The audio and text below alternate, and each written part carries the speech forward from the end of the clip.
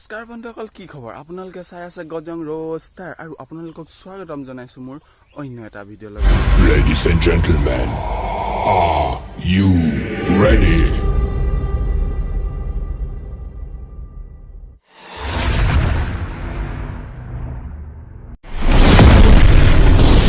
বন্ধুসকল, আজি ভিডিঅ'টো ৰোষ্ট নহয়, এটা চিৰিয়াছ টপিকৰ ওপৰত কথা পাতিম আপোনালোকৰ লগত।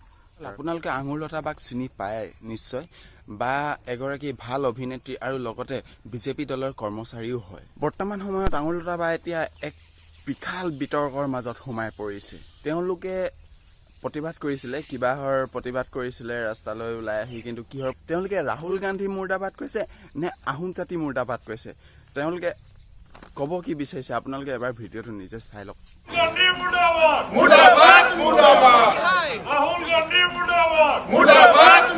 কি কাৰণে প্ৰতিবাদ কৰিছে, কিহৰ কাৰণে প্ৰতিবাদ কৰিছে, সেইবোৰত আমাৰ মাত মাতিবলগীয়া একো নাই। কিন্তু তেওঁলোকে এটা জাতিক টানি আনিছে, এটা জাতিক লৈ তেওঁলোকে শ্লোগান ব্যৱহাৰ কৰিছে। সেই শ্লোগানটো, সেই জাতিক লৈ শ্লোগানটো ব্যৱহাৰ কৰিবলগীয়া কিয় হ'ল? সেই জাতিটোক মাজলৈ টানি আনিবলগীয়া কিয় হ'ল?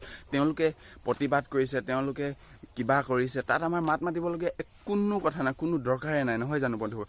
কিন্তু তেওঁলোকে এটা জাতিক কিয় টানি আনিব লাগে, এটা জাতিক লৈ শ্লোগান কিয় ব্যৱহাৰ কৰিব লাগে, সেইটো মই বুজি নাপালোঁ। মানে যদি কিবা আমাৰ ৰাহুল গান্ধীক লৈ কিবা তেওঁলোকৰ প্ৰব্লেম হৈছে, ৰাহুল গান্ধীক লৈ কৰক, বা আমাৰ যিয়ে নহওক তেওঁক লৈ কৰক, যোনেই নহওক তেওঁক লৈ কৰক, কিন্তু এটা জাতিক তেওঁলোকে অপমান কিয় কৰিব? এটা জাতিক লৈ শ্লোগান ব্যৱহাৰ কিয় কৰিব? মানে মুৰ্দাবাদ বুলি ক'বলৈ তেওঁলোকে ক'ত অধিকাৰ পালে, কোনে অধিকাৰ দিলে? এইটো মোৰ এই ভিডিঅ'টো বনোৱা উদ্দেশ্য এটাই যে তেওঁলোকে ক্ষমা বিচাৰক যাতে আগলৈ তেনেকুৱা নকৰে।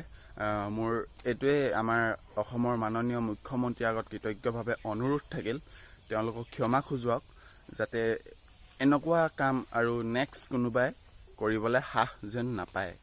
আঙুৰলতা বা এতিয়া অভিনেত্ৰী হয়, লগতে বিজেপি দলৰ কৰ্মচাৰী হয়, তেওঁৰ ওপৰত ক'ত ইমান পেচাই পেলাবলৈ সাহস পাব? হয় নাই? সাহস পাব লাগিব, কিয়নো এইটো এটা জাতিক অপমান কৰা হৈছে। তেওঁক ক্ষমা বিচৰাব লাগিব। মোৰ উদ্দেশ্য এটাই, তেওঁৰ মুখত মাতটো শুনা নাছিলোঁ, মই তেওঁৰ মুখত শ্লোগানটো শুনা নাছিলোঁ। তেওঁৰ যিখিনি পিছফালে সহকাৰী আছিলে তেওঁলোকেহে শ্লোগানটো মাতি আছিলে, তেওঁ মতা নাই বাৰু। কিন্তু যিয়েই নহওক, কোনে মাতিছিলে কোনে নাজানো, প্ৰতিবাদটো কৰা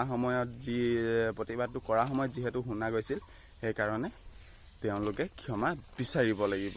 সৰু ল'ৰা, মই নাজানো, মোৰ এতিয়া 22-23 বছৰ হৈছে, মই সেইবোৰ একো নাজানো, ৰাজনীতি মই সেইবোৰ একো নাজানো। কিন্তু আজি জাতিৰ ওপৰত মাত মতাৰ কাৰণে মোৰ বেয়া লাগিলে, সেইবাবে মই ভিডিঅ'টো বনাই আপোনালোকৰ ওচৰত শ্বেয়াৰ কৰিলোঁ। কিবা ভুল হৈছে যদি আপোনালোকে মোক আঙুলিয়াই দিব, মই শুদ্ধ কৰিবলৈ চেষ্টা কৰিম। তেনেহ'লে বন্ধুসকল, আজি বিশেষ নাই ভিডিঅ'টোত।